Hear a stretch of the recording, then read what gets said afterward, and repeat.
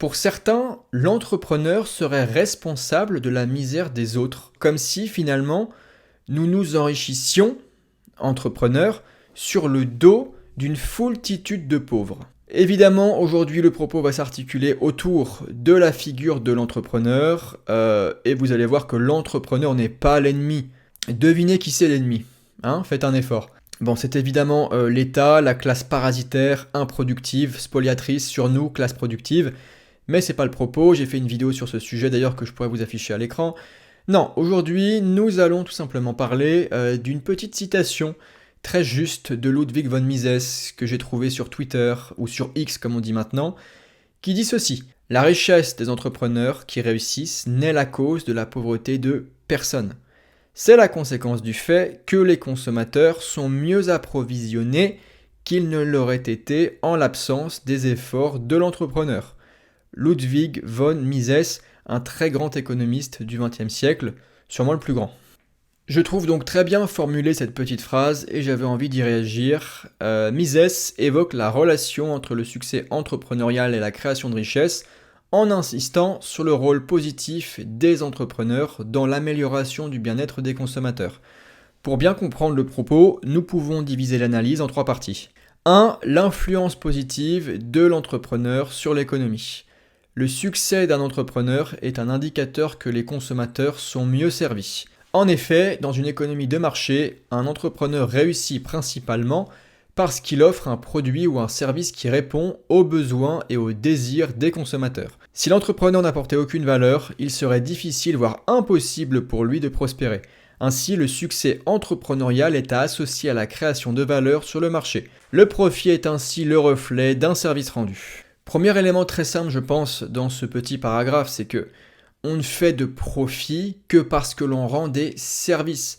On ne fait pas un profit comme ça, en claquant du doigt.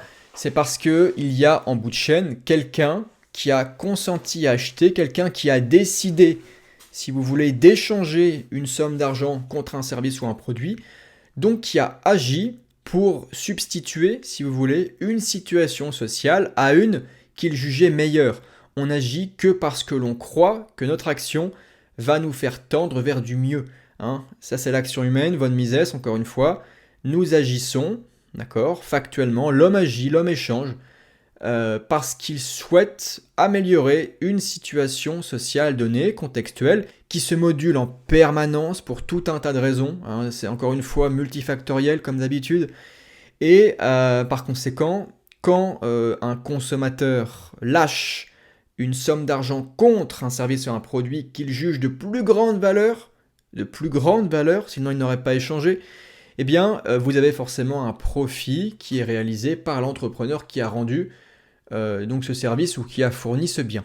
Ça, ce que je dis là, c'est pas une opinion, hein, c'est pas un avis, c'est pas une vision. Ça paraît bête, mais ce premier petit truc n'est même pas acquis en fait en France. D'ailleurs, peut-être même pas qu'en France, hein, je dis même pas que c'est franco-français, mais en France, c'est quand même sacrément gratiné, où on a tout un tas de gens qui ne comprennent même pas que le profit est un reflet d'une valeur qui a été créée, quoi, qui a été manifestée, donc d'un service qui a été rendu.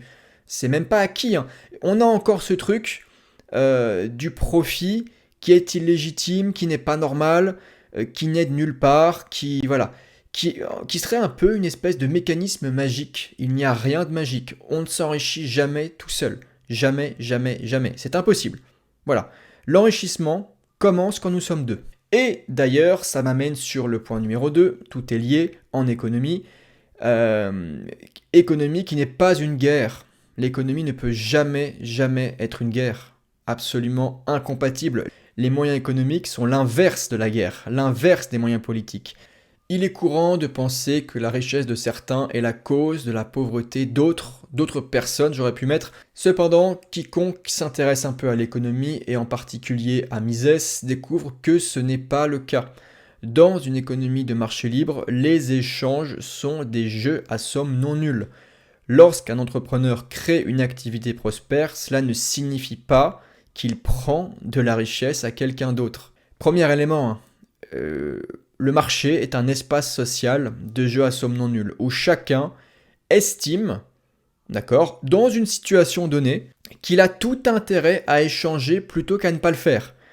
Quand j'ai échangé, je reprends souvent l'exemple de mon enceinte qui est ici, quand j'ai échangé cette enceinte Bluetooth, je sais plus combien, entre 50 et 100 euros j'imagine, je sais plus, il y a quelques années, quand je l'ai échangé contre donc une somme d'argent, j'ai estimé à cet instant-là, et j'ai bien dit à cet instant-là, peut-être qu'aujourd'hui ce n'est plus le cas, d'accord? Mais j'ai estimé à cet instant-là qu'il valait mieux me séparer, disons, d'une petite centaine d'euros, plutôt que de ne pas le faire. J'ai donc gagné, je me suis enrichi d'une enceinte Bluetooth et le marchand d'enceintes Bluetooth s'est enrichi d'une petite centaine d'euros. Et les deux parties de l'échange considèrent lors de la transaction qu'elles gagnent plus, si vous voulez, à réaliser l'échange plutôt qu'à ne pas le faire. Et c'est pour ça qu'un enrichissement n'est pas strictement matériel au sens financier, je veux dire. Un enrichissement, ce n'est pas juste des comptes en banque qui grossissent, non. Un enrichissement, c'est tout ce que je retire de l'échange volontaire. Au contraire, cela signifie que de la valeur est créée pour de multiples personnes. L'entrepreneur gagne de l'argent en répondant efficacement aux besoins des consommateurs pour que ces derniers bénéficient de meilleurs produits ou services. Dans l'ère capitaliste, le consommateur est le nouveau roi. Les entreprises se battent économiquement pour le servir au mieux. Cette petite phrase en fait m'a été inspirée par Mises lui-même et notamment par l'ouvrage 6 leçons aux éditions John Galt. Écoutez ce paragraphe, il entame la leçon numéro 1 sur le capitalisme et c'est tout à fait édifiant. Les termes descriptifs que les gens utilisent sont souvent bien trompeurs. En parlant des capitaines d'industrie moderne et des leaders de grandes entreprises, en l'espèce, ils appellent un homme un roi du chocolat ou un roi du coton ou un roi de l'automobile. Leur utilisation d'une telle terminologie implique qu'ils ne voient pratiquement aucune différence entre les chefs d'industrie modernes et ces rois, ducs ou seigneurs féodaux des jours anciens. Mais la différence est en fait très grande, car un roi du chocolat ne règne pas du tout, il sert. Il ne règne pas sur un territoire conquis, indépendant du marché, indépendant de ses clients. Le roi du chocolat, ou roi de l'acier, ou roi de l'automobile, ou tout autre roi de l'industrie moderne, dépend de l'industrie où il opère et des clients qu'il sert. Ce roi doit rester dans les bonnes grâces de ses sujets, les consommateurs. Il perd son royaume dès qu'il n'est plus en mesure de donner à ses clients un service meilleur, ni de le fournir à un coût inférieur à ceux dont il doit affronter la concurrence. Voilà, dans l'ère capitaliste, on a un retournement de paradigme. Nous sommes, nous consommateurs, les rois, parce que c'est nous qui sommes servis en permanence par les entreprises. Troisième point, ce qui se cache derrière l'entrepreneur. Là, je vais vraiment étendre la citation de Mises, je vais un petit peu m'aventurer au-delà et vous parler du rôle de l'entrepreneur, de ce que révèle, si vous voulez, son action. C'est très important, je parlerai sûrement de l'entrepreneur en détail dans d'autres vidéos, mais aujourd'hui, disons que ça sera simplement une introduction à ce qu'est l'entrepreneur. L'entrepreneur est au cœur du processus dynamique de découverte du marché. Il n'est pas simplement un réacteur face aux prix et aux informations déjà existants, mais un acteur proactif qui anticipe, imagine et découvre de nouvelles opportunités qui n'étaient pas visibles auparavant. Ce premier truc là de processus dynamique de découverte, c'est absolument fondamental. L'entrepreneur, c'est quelqu'un qui est dans l'action permanente, qui cherche tout le temps, sans arrêt, à satisfaire au mieux ses clients et à aller conquérir des marchés nouveaux, tout simplement.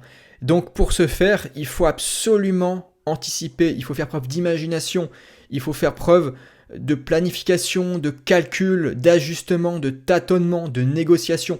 Il faut être une espèce de couteau suisse, si vous voulez, de l'action économique. Et en ce sens, l'entrepreneur est une sorte d'aventurier, d'explorateur. Il va dans des territoires nouveaux, c'est un conquérant quelque part.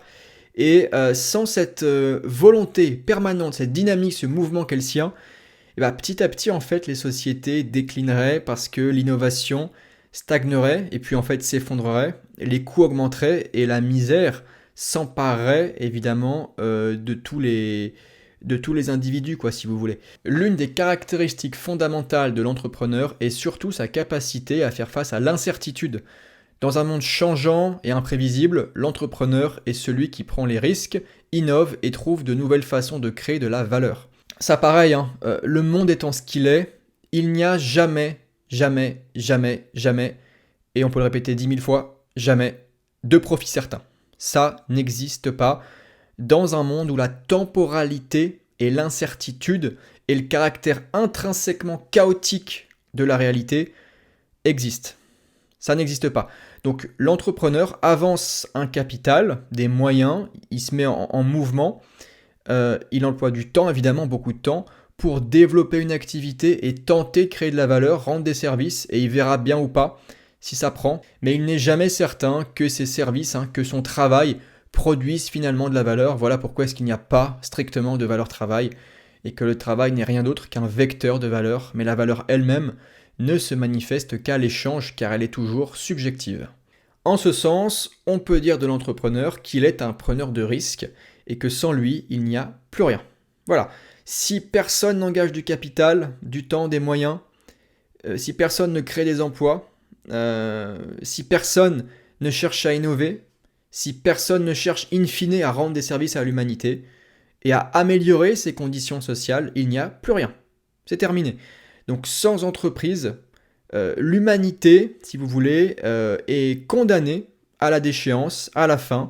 Et en fait, la chute serait immédiate, quoi. Ça serait une destruction brutale, totale de toute humanité. L'entrepreneur n'est pas seulement un innovateur, mais aussi un capitaliste, donc j'y reviens un petit peu. Il est celui qui investit, qui alloue des ressources et qui prend des décisions basées sur une analyse subjective du futur. Hélas, ce serviteur du quotidien est freiné par l'interventionnisme gouvernemental qui entrave l'action entrepreneuriale. Pourtant, la liberté économique est essentielle pour permettre aux entrepreneurs d'exercer pleinement leur rôle créatif et dynamique. Moins ils sont libres, plus ils seront ralentis dans ce processus. Donc là, c'est un peu une espèce de métaphore pour illustrer le fait que l'État est un boulet au pied des producteurs de richesse, des entrepreneurs, que nous sommes freinés tout le temps, tous les jours, par les hommes d'État, par leurs lois, par leur fiscalité, parce que toutes les interventions gouvernementales ont des répercussions sur l'ensemble du tissu social. La fiscalité, ça touche tout le monde. La législation insupportable sur le marché du travail, ça touche tout le monde. Ça touche les chercheurs d'emploi, ça touche les entrepreneurs, ça touche les salariés, ça touche tout le monde. Tout le monde est toujours lésé par le manque de liberté économique. Conclusion, la citation de Ludwig von Mises souligne l'importance des entrepreneurs dans une économie. Leur réussite n'est pas seulement bénéfique pour eux, mais pour tous, les consommateurs et l'économie dans son ensemble. En fournissant des biens et services de valeur, ils contribuent à l'amélioration du bien-être général et à la prospérité de la société. Voilà, pas la peine de faire du zèle à mon avis, la conclusion se suffit à elle-même. Et donc j'ai envie de vous dire pour terminer, pensez bien à rejoindre Academia Homines. 3 niveaux d'adhésion sont à votre disposition pour vous former à tous ces principes de liberté, qu'on parle de droit, qu'on parle d'économie. Et par ailleurs, n'oubliez pas que tous ces articles que je vous présente en vidéo sont disponibles sur le carnet qui est mon blog personnel, lui aussi disponible en description. Vous rentrez un email et vous recevrez en même temps quelques courriers de ma part chaque semaine. Voilà, merci encore pour votre écoute, votre fidélité. Pensez bien à me rétribuer avec un pouce vers le haut, pensez à vous abonner pour ne pas manquer les prochaines vidéos sur la chaîne. Et quant à moi, je vous dis tout simplement à la prochaine. Ciao.